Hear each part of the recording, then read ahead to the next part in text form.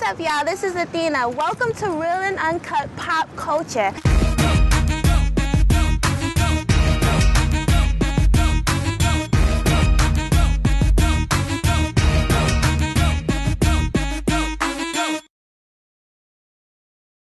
I'm here with the CEO of no other than Ghetto Heat, Hickson. That's what's up. What's going on, people? Thanks for having me on Real and Uncut Pop Culture, people. What's up, Adina? We're so excited to have you here. I'm excited to be here. Well, Ghetto Heat, beautiful day, the hotness in the streets. We are definitely in We're here Ghetto in Heat. Brooklyn, okay? So, today we're definitely going to have a ball talking about Ghetto Heat, Ghetto Heat movement, Yes, okay? indeed. So I want to just start off with you telling us a little bit about yourself. Well, I'm Hickson, CEO of Ghetto Heat, publisher, writer, author, editor, mastermind of Ghetto Heat. I'm the one-man army.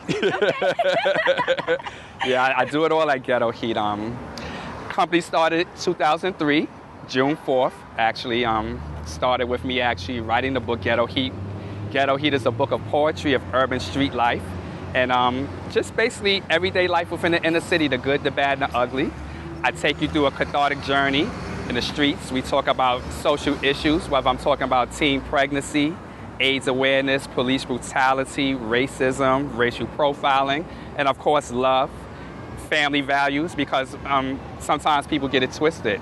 There's a lot of beauty within the inner city. There's nothing wrong with actually being in the ghetto. We have some bad elements, but overall, I mean, it's beautiful things that come from the ghetto. I mean, Langston Hughes, for one, is a perfect example.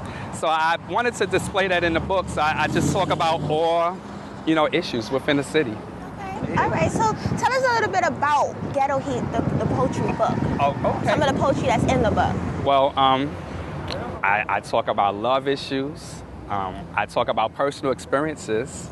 I talk about issues like teen pregnancy. One of my favorite characters is called Baby Woman. Baby Woman is one of your typical everyday around the way girls. Very sassy, young.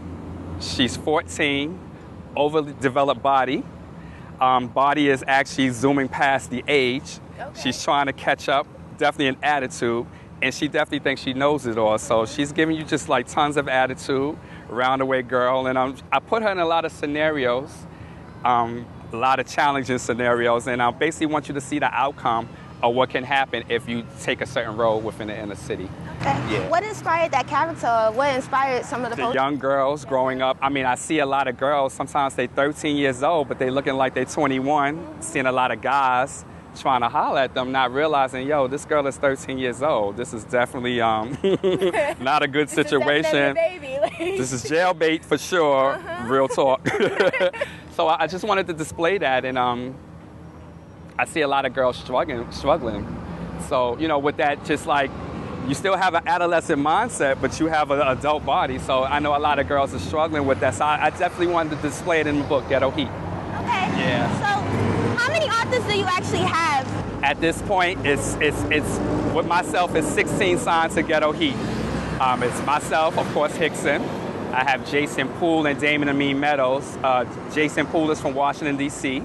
Damon Amin Meadows are from Philadelphia, both incarcerated from federal prison. They wrote Convict's Candy. Okay.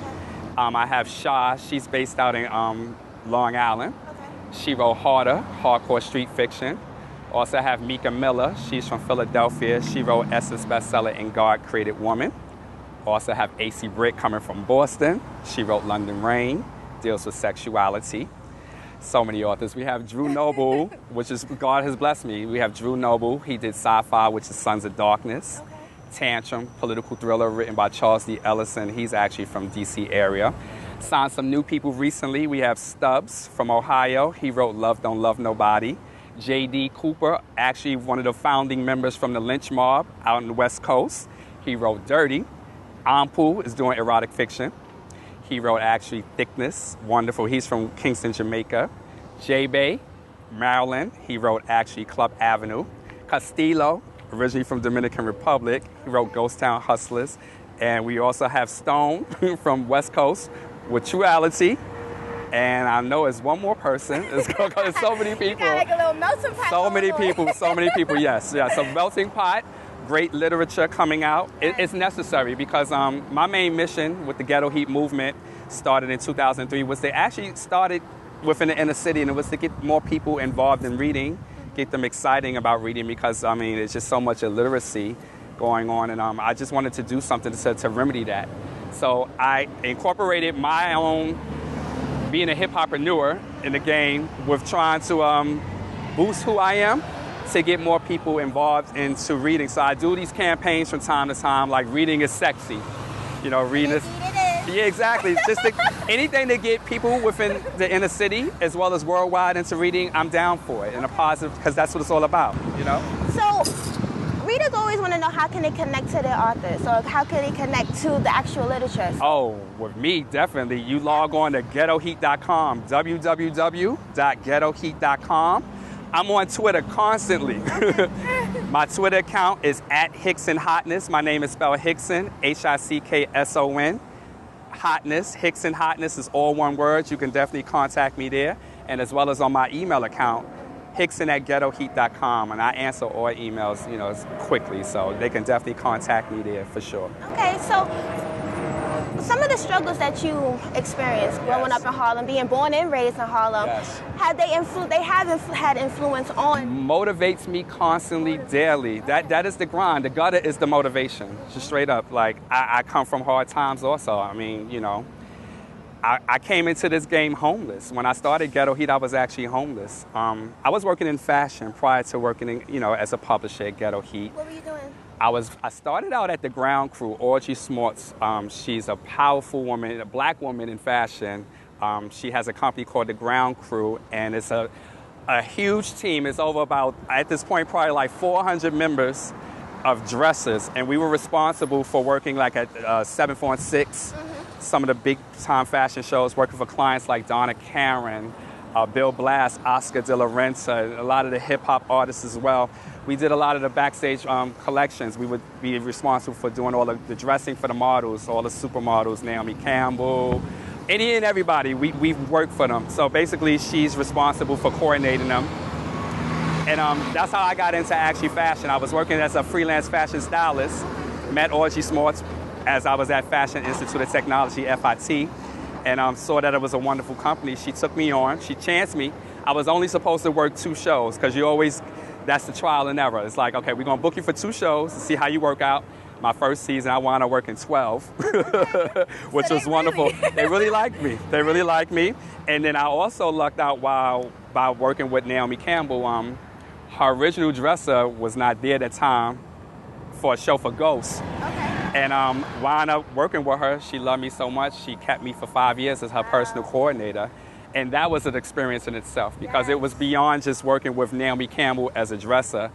You just have to be total on point with her. Like, you become the dresser, you become the pep coach, you become security. You become everything. Because she's just a magnet of everything. So it's just so much coming at you. So you just have to be total on point. So just being with her, like, I just learned so much about the industry and this whole being in fashion. So that led actually to me working, becoming a publisher. I actually had quit my job the day before September 11th, not realizing that we were going to have the tragedy of September 11th. Yeah, I figured, you know what? I'm not happy right now in this industry of fashion. I just felt like I was on this treadmill that was just never ending. And it just kept going, and it felt like at one point I was just in it for the money, and I was like, you know what, I'm not satisfying my soul, I'm not happy, I'm dealing with a lot of politics, I'm feeling like I'm at a glass ceiling, and I'm about to hit it, so before I hit it, let me hit it. And I left, I quit. I was booked for 89 shows, just straight across. Because after the Ground Crew, I was working for a production team, and they were just responsible for like the total coordination of the fashion shows from inception to total conception. And I was working with like the same people that I would work for as a dresser. We were now coming in as, we're gonna create the fashion show. So I was working as a PA, a production assistant for the company. And it was an all-French team. Wow. I was the only black at the time. So I was dealing with a lot. A lot. Yeah, I was dealing with a lot. I was dealing with a lot. Even with people who were speaking French around me, not realizing that I knew French. Wow. So you did a little slick thing. Est-ce que vous parlez français, n'est-ce pas? But I never told them. Oh, okay. So I was just... So it came like a surprise when you would just answer. Surprise. So, you know, I kind of felt like, you know, it was time, like, that chapter was time to close. And I quit, and I figured, you know what? I worked in the game so long. I had this great resume. I just figured, you know what? After this fashion season, I'm just going to just start calling my connects, and I'll make it happen for the next season. Never happened. Wow. September 11th happened the next day, and you already know the tragedy. I sent out 472 resumes. I got one call back. Wow. So only tell me after the interview from monsterjobs.com, I was overqualified, so just never got a job. Never. So during that process, I just started writing. I was just writing it was therapeutic for me because I was dealing with a lot. Like my grandfather had just passed away, who was my rock of the family. I was dealing with family issues. Sometimes, unfortunately, when people leave you inheritance, you see the ugly side of the family. Oh, yeah. Oh, yeah. So that kind of happened in Hickson's world, you know, battling like who's going to get what. This was set out for who. Black people, Black America, always have a will. When you have a will, everything is always documented and legalized, and you don't have to worry about this, that, and the third. So I kind of went through that with my family, and I saw the ugly side of it. So to the point where family became relatives. And that's another story in Hickson's life that we're going to discuss at another time. Okay. But basically, was dealing with that, was dealing with relationship issues, was dealing with a lot. So I was like, you know what? I need to really write this because it's like, I can't afford a therapist right now. So it was like Jesus, Oprah, and the writing. We're going to work it out somewhere or another. But basically, I was just writing. I was just writing poetry. I was just writing like some of my most intimate thoughts and feelings and expressions. And then I was just seeing a lot within the inner city that I just was not happy with, especially like racial profiling. Just the attack on the Black man itself was just enough. And I just started writing. And the writing just became a book. Didn't realize it was going to be a book. And here we are with poetry book, Ghetto Heat. It was published June 4th, 2003. In that interim, though, with leaving the fashion industry, I had actually got arrested. And Veterans Day weekend, 1996, got arrested, forced arrest, NYPD. They lied and said a friend of mine and I hopped the train. They said we went through on one token, because at that time we was using tokens. They said we went through on the turnstile with one token, which was actually false. We went through the turnstile twice, paid the token fare twice, got arrested. That arrest led to me actually starting Ghetto Heat with a cash settlement. Was in a class action suit settlement against the NYPD. Won. It took 7 years to actually collect. The check came June 2nd. It was cashed June 4th. June 4th was the birth of Ghetto Heat. So basically, thank you, NYPD. Giuliani, thank you for those forced illegal strip searches. Because actually, that was how Ghetto Heat started. I took the seed money, which was $10,000, and invested in the company. Yes. So I took the money to actually, you have to, get your P.O. box, of course, the cell phone, the business license, and I took the majority of the money to actually print up 5,000 copies of my poetry book. And the poetry book just actually allowed me to raise capital to build the company overall. And I was out here in the streets hustling hard. What were you doing? What were some of the things? I was pushing Ghetto Heat like a mixtape. Yeah, I mean, it was like 50 Cent was out with his mixtape. I had my book, Ghetto Heat, and I was going just as hard as 50, going through all the poetry cafes. Brooklyn, definitely Nubian heritage. They helped. I did so many. Right downtown on Fulton? Yeah, downtown Fulton Street in Flatbush. I was doing so many book signings there. Open mics. Just going on just up and down, just Fulton Street, pushing the books, going to different street vendors. Jamaica Avenue in Queens, up in Harlem. Just any and everywhere there was a market, I would create one. Philadelphia definitely held me down. I was just relentless because I was just determined not to fail because this was the only thing at this point that I had going for me. You got to realize, like I said, I work with the best of the best in fashion. I could not get a gig. I was also getting blackballed because of the way I just kind of left the scene. So it was like, I had to make this work. It was no other alternative. And right now, like me going back to corporate America, putting on a shirt and tie, it just wasn't for me anymore. God bless anyone who does it right now. Like, you have to be strong. Like, it's not just about going to 9 to 5 physically and being exerted, just getting on the train and rushing to work.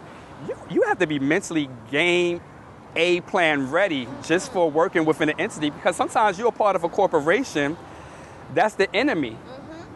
and you helping to build the enemy who's not working for you. So it's just like, it's mentally draining and exhausting. And I just wasn't really willing to do it anymore. I wasn't willing to play the game with the big boys.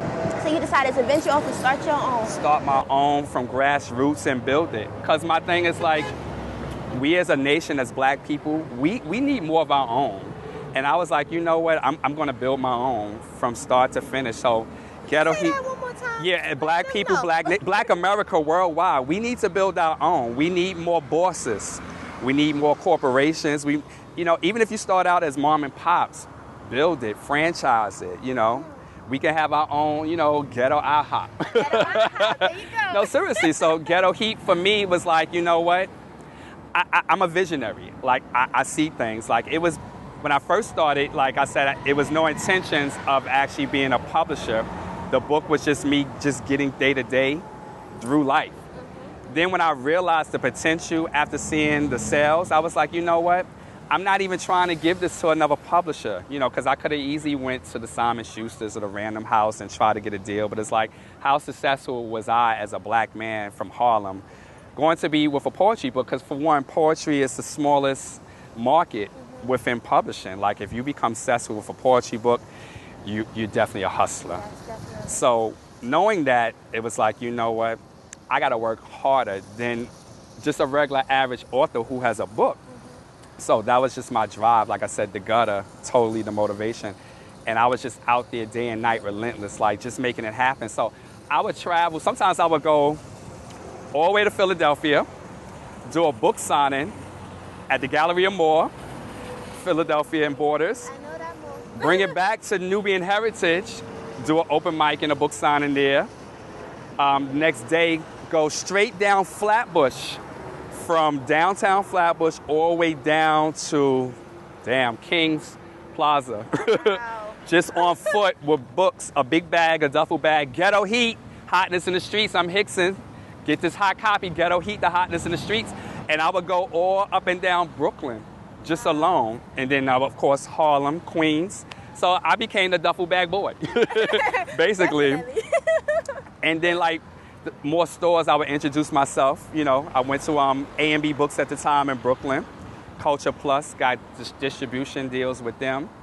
And that allowed me to get more promotion, because my thing is they were shipping my books to different states nationally.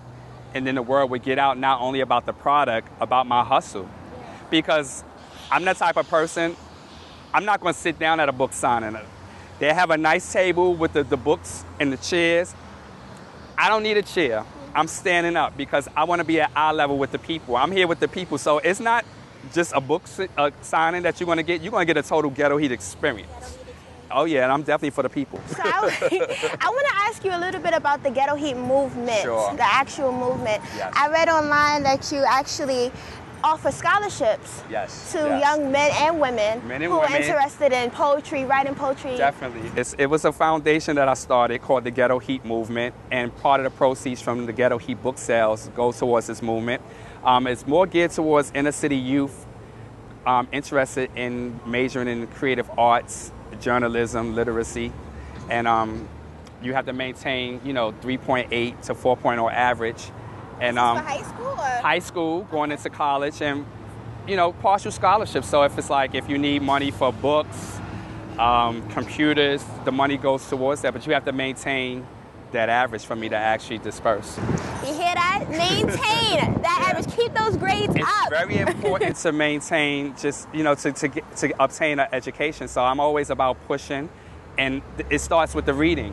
You have to maintain a great reading, because my thing is this: if you're not reading, how are you expanding your mind? And right now, it's a challenge even for me as a book publisher to get more people, especially my people in general, to read more books. I mean, you have the reality shows, and not to take away from them, but my thing is this: like, people are becoming complacent, they're becoming lazy, because you could get so much drama within 30 minutes to an hour and just looking at one episode of a reality show. Which reality show do you feel? The Ghetto Heat reality show. Yeah, Ghetto Heat, which you can get by logging on to ghettoheat.com. Yeah, for sure. And in the making, it's cool. With Ghetto Heat now, it's like the book, it started a whole movement. So it's just beyond the books. Like, I'm going the whole Tyler Perry direction. Like, he definitely inspired me to just take it to, like, the books going into stage plays, the stage plays going into movies, movies spinning off to television, sitcoms, but all under the Ghetto Heat umbrella. So with me and the writers right now, it's about partnerships. Like, so, like, for instance, like, I offer my authors royalties of 50%, plus they keep their rights. So it's not about just me being a publisher and just taking all the money and the rights and leaving crumbs for the authors. It's like, no, it comes as a partnership. Even with the actual building the product, like, I'm total hands-on with the books and I'm working side by side with the author. So it's not about just a writer writing a book and then dropping it off and then they're like, okay, what's next? From start to finish, like, I'm guiding them from the process of the book creation to just their career as well. So that started also to me wanting to actually have them incorporated in the company beyond just being a writer. So my thing is this, we are building within Ghetto Heat. Instead of me outsourcing to get people to do something, I'm actually showing them the ropes, giving everybody different responsibilities, whether it's like sales, distribution, publicity, marketing, and everyone's responsible for something, and we're just building within under the umbrella of Ghetto Heat. So my thing is like, of course, I'm the boss of Ghetto Heat, but I'm making the many bosses within Ghetto Heat. So my thing is like, everyone is going to have a piece of the pie with profit sharing within Ghetto Heat. If somebody wanted to become involved in Ghetto Heat, if they wanted to submit some poetry or if they just want to become a part of the movement, how would they go about doing that? The first start is logging on to www.ghettoheat.com. And contacting me. I'm Hickson, of course. You can email me at hickson@ghettoheat.com. Because my thing is like, it's so much raw talent that's undiscovered. But with me, I'm looking for the hotness. Like, I'm looking for the best of the best. I get, honestly, on a weekly basis, 25 to 50 manuscripts. Just from the prison system alone, which is like a huge base for me. But I'm looking for the best. I get so many works that I turn away because it's like, it's redundant. And right now, like, I can't rehash anything. Of course, we're not trying to reinvent the wheel, but I need something that's going to be meaningful because I could have just pimped the whole ghetto and said, you know what, I'm going to print up a whole bunch of books talking about the typical drug dealer who just made it successful pimping the ghetto. And it's like, no. I need much more than that. And it's like, that has been done before. I need you to tell me your struggle within the inner city, how you made it, and what you needed to do to get there. So my thing is, it always has to be a message for the masses, you know, a positive message. Even if it's a young girl's quest within the inner city and her dealings with inner city street trappings, okay, great. How did you get out of that? What lessons did you learn? No dead end. No dead end. No dead ends, definitely. Because my thing is like, we got to continue on. So you might start out one way and that's great, but I need you to manifest into something much greater what you started. So I'm always accepting everyone as they are, but I need you to build and not stay as you are. I need you to become something else greater than what you started from. And that's what Ghetto Heat is about. It's all about taking something from nothing and making it much into something much greater. Okay. So what advice would you give poets or up-and-coming poets to write from the heart? But of course, you know, learn the principles of writing. But I think the best writing is the most honest writing. Like with me, it's about, okay, what message I want to convey, what emotions that I want the people to feel. Because the best writing is the most heartfelt writing. So, like, the rawest of the raw for me. And of course, sometimes we got to clean it up. Because things got to be polished as well, but you don't lose the authenticity of the work itself. So write from the heart, let it be honest. The most honest, like I said, is the best felt. Learn the principles of writing, of course, because you got to know what's an adjective, what's a pronoun, what's an adverb. Take it to the basics.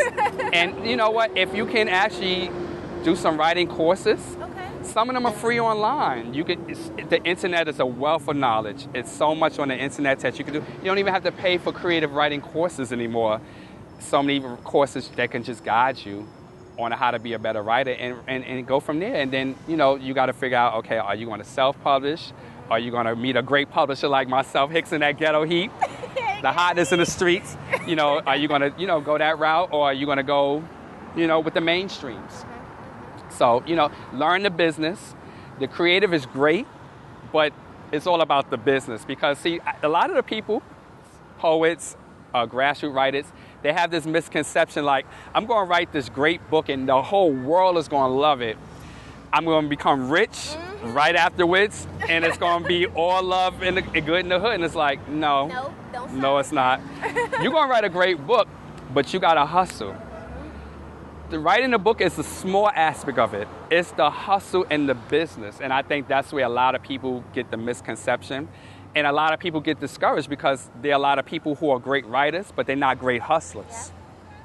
You know, like I even had to deal with like certain situations with people, even within my own camp. Brilliant writers, not always great hustlers. So sometimes I got to become the Diddy of the situation. They might have to say the whole, and then I'm coming in with the yeah, what. You know, but my thing is whatever it takes to build my team and my family, I do it.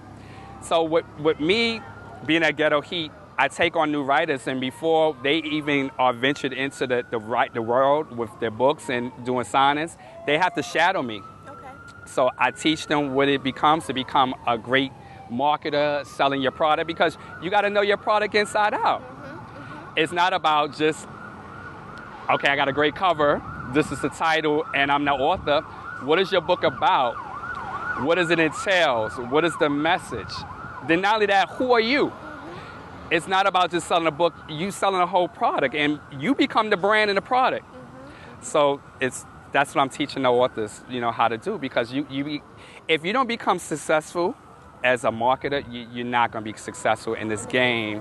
And now it's even tougher. When I first came in the game at 2003, it was a different world. I mean, I came in when you had the greats, Terry Woods, Triple Crown, Zane, like, it was a whole phenomenon going on. Of course, Terry Woods, she spearheaded that new movement that started from the 70s. Of course, you had Donald Goines, Iceberg Slims in the 70s, really making urban fiction just great, a voice from the inner city. But Terry Woods, she spearheaded that new movement in the late 90s, and she is why I'm here and many others in the game. But at that point, when I came to the game at 2003, you had Triple Crown Books, Terry Woods, and a few others who were just really making it happen. And it was great. I want to actually ask you about that, because you said that we have so many genres, so many urban fiction genres. Yes. So what makes Ghetto Heat different from all those other urban fiction? Well, with me, I deal with different genres. Like, it's not just hardcore street fiction with me. Like, I publish poetry. I started out with Ghetto Heat. Although it's urban, I touch on love issues. I publish women's issues. Like, I have a book called In God Created Woman.